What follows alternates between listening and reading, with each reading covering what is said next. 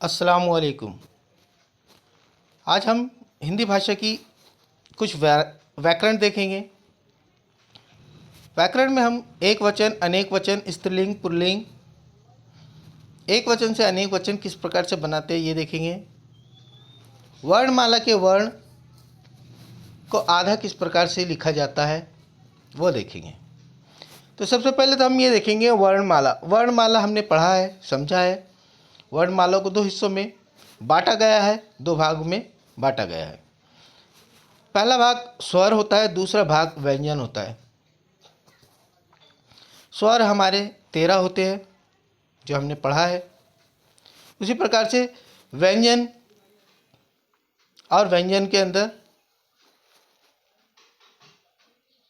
संयुक्त अक्षर होते हैं, पंचम अक्षर होते हैं। ये सभी चीज़ें हमने इसके पहले की क्लास में देखा है, पढ़ा है।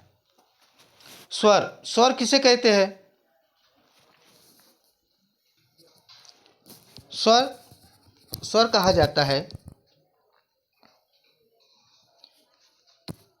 जिन वर्णों का उच्चारण स्वतंत्र रूप से किया जाता है उन्हें स्वर कहते हैं।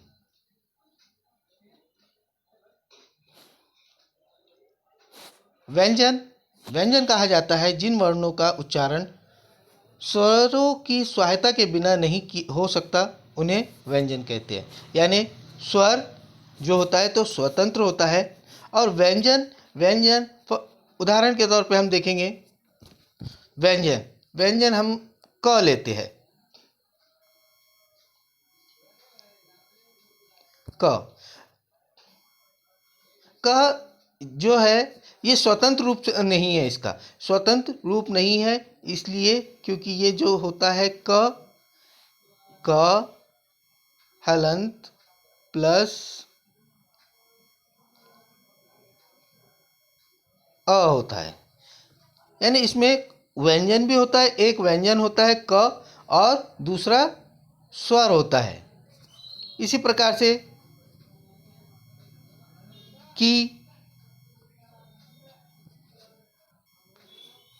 क स्वर, सॉरी क व्यंजन और स्वर होगा इसका ई। तो समझ में आया आपके? स्वर, व्यंजन। अब इसे आधा किस प्रकार से लिखा जाता है हम देखेंगे। वर्णमाला के वर्णों को आधा करना या आधा लिखना।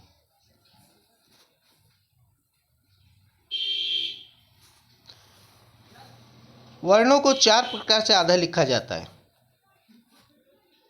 कितने प्रकार से लिखा जाता है? 4 प्रकार से आधा लिखा जाता है। 4 प्रकार से अलग अलग वर्ण को अलग अलग तरह से लिखते हैं। पहला, सीधे सीधे आधा लिखकर। सीधे सीधे आधा लिखकर, सीधे सीधे का मतलब हम देखेंगे।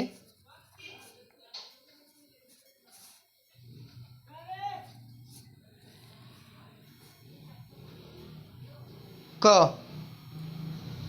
क को आधा लिखने के लिए हम क को इस प्रकार से आधा लिखते हैं और यह सीधे सीधे होता है। यहाँ से छोड़ दिया हमने लिखना। इसी प्रकार से फ,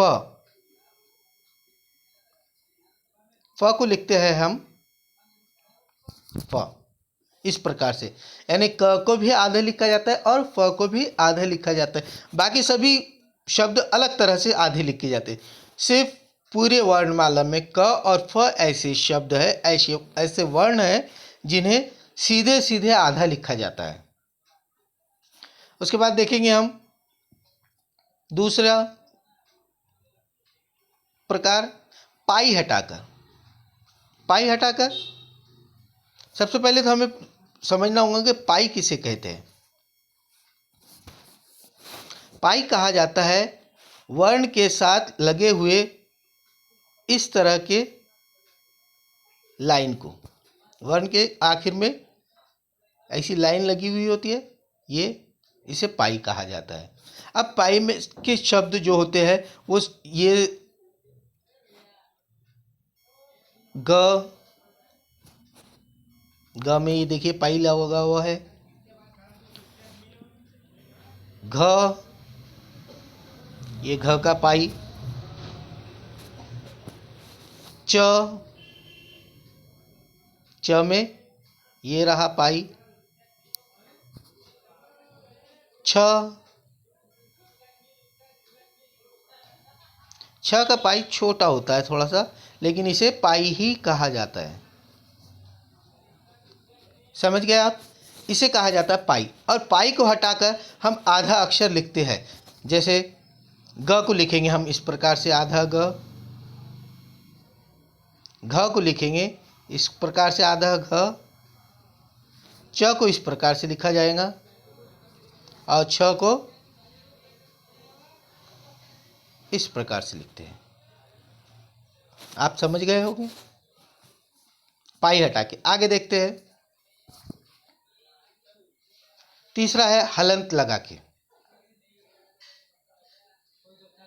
हलंत ऐसे शब्दों के, ऐसे वर्णों के को लगाया जाता है। पहले तो हमें हलंत समझना पड़ेगा। हलंत कहा किसे जाता है? हलंत कहते हैं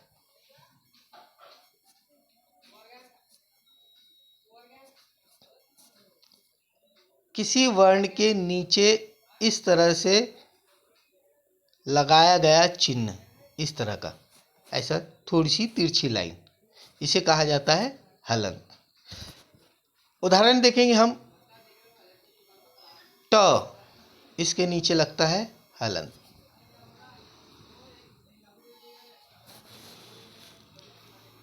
ड, और ये हलंत गोल पेंदी वाले वर्णों के नीचे ही लगाया जाता है। गोल पेंदी वाले वर्णों के नीचे लगाया जाता है लिखते समय।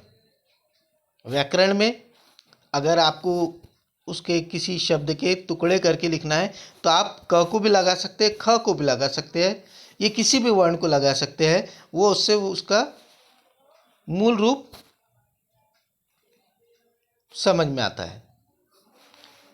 लेकिन जब भी हम लिखते हैं तो उस समय हमें गोल पेंदी वाले वर्णों के नीचे ही हलंत लगाया जाना चाहिए, लगाना ही पड़ेगा, क्योंकि इसे तो हम आधा लिख नहीं सकते और ना ही इसमें पाई है, इसलिए इसमें हलंत लगाना अनिवार्य होता है। इसी प्रकार से चौथा, रेफ या रफार लगाकर। रेफ या रफार लगाकर, यह सिर्फ एक वर्ण के लिए है और वह है र वर्ण। क्योंकि र को लिखते समय हम इस तरह से रेफ या रफार लगाते हैं।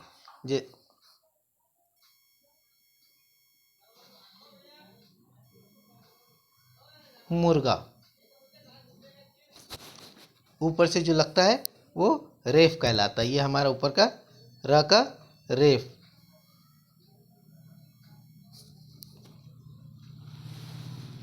र का सिर्फ एक ही रेफ है, यानी आधा रूप।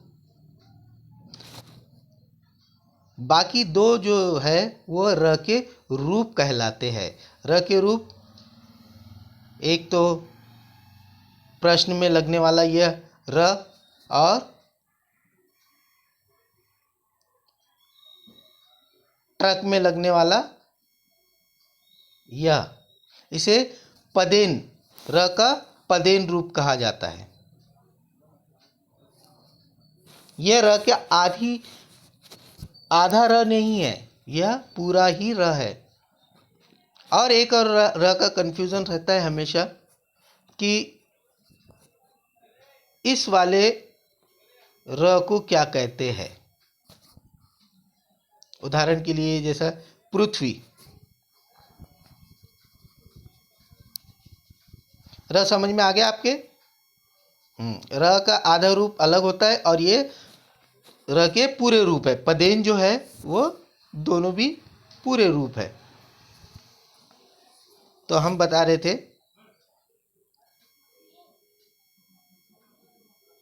पृथ्वी, पृथ्वी,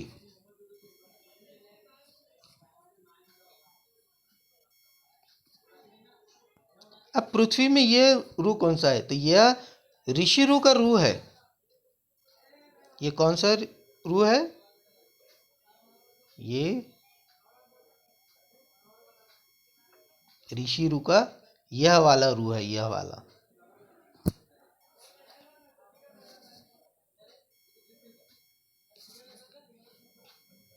समझ में आया आपके? यह वाला।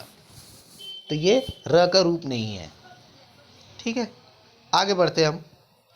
रेफ र का आधा रूप समझ में आया आपके? बाकी दोनों भी पदेर जो है वो र के रूप है, र के आधे प्रकार नहीं है।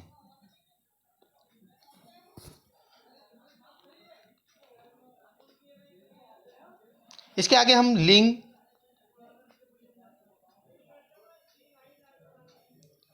वचन पढ़ेंगे।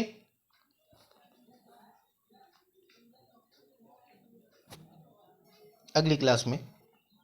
अस्सलामु अलैकुम।